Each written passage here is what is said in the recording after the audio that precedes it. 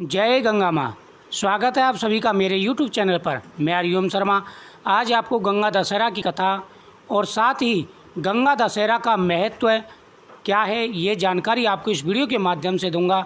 माता गंगा की असीम कृपा से आपके सारे पाप जाने अनजाने में किए गए सारे पापों का नाश होगा, साथ ही प्रत्येक मनोकामना पूरी होगी। गंगा दशहरा के दिन ही ऋषि भागीरथ की कठोर तपस्या से प्रसन्न होकर गंगा माता धरती पर आई थी।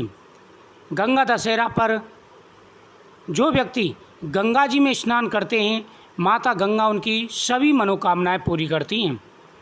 हिंदू धर्म में गंगा माँ को पतित पावनी कहा गया है, अर्थात गंगा में स्नान करने से पापों का नाश होता है और पापी भी तर जाते हैं। पौराणिक मान्यताओं के अनुसार गंगा दशहरा के दिन ही माता गंगा का धरती पर अवतरित हुआ था। माता गंगा स्वर्गलोक से धरती पर आई थी। हर साल गंगा दशहरा के दिन लाखों भक्त गंगा में स्नान करते हैं। जो व्यक्ति गंगा दशहरा के दिन इस कथा को सुनते हैं, माता गंगा की उन पर कृपा बनी रहती है। पौराणिक कथा के अनुसार एक बार महाराज सगर ने व्यापक यज्ञ किया। उस यज्ञ की रक्षा का भार उनके पौत्र अंशुमान ने संभाला। इंद्र ने सगर के यज्ञ अश्व का अपहरण कर लिया।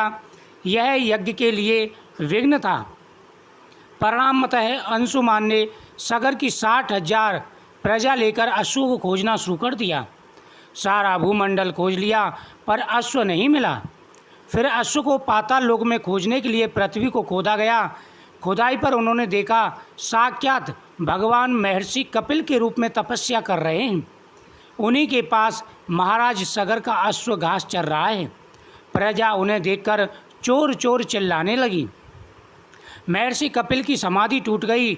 जो ही महर्षि ने अपने आग्नेय नेत्र खोले त्यों ही सारी प्रजा जलकर भस्म हो गई। इन मृत लोगों के उद्धार के लिए ही महाराज दिलीप के पुत्र भगीरथ ने कठोर तप किया था।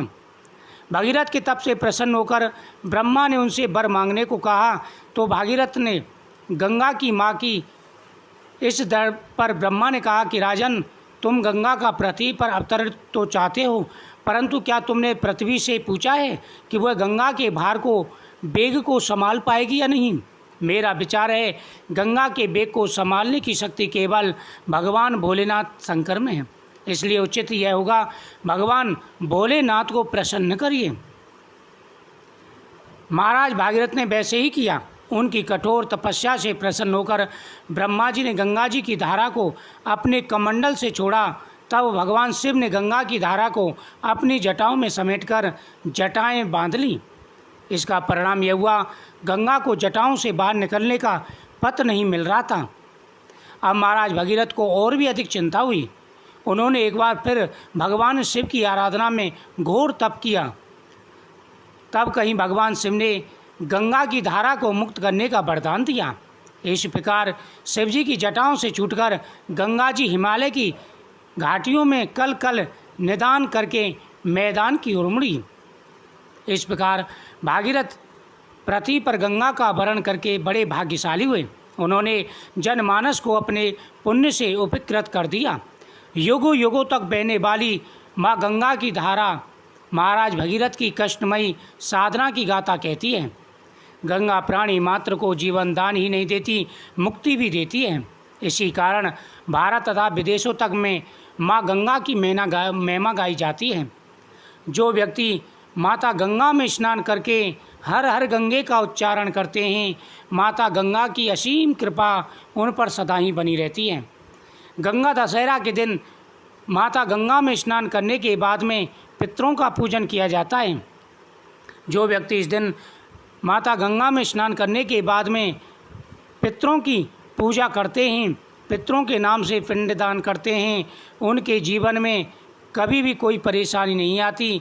जीवन के सारे कष्ट दूर हो जाते हैं। गंगा दशहरा के दिन सुबह सूर्योदय से पहले उठकर दैनिक क्रिया से मुक्त होकर गंगा में स्नान करें। स्नान के बाद सूर्य को अर्घ्य देते हुए आदित्य हृदय स्रोत का पाठ करें।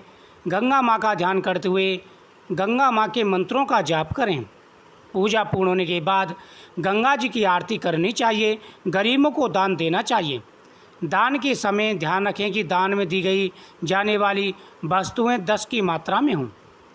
इस प्रकार गंगा दशहरा का विशेष महत्व है और इस दिन पवित्र नदी में स्नान करते हुए माता गंगा का गुणगान करना चाहिए।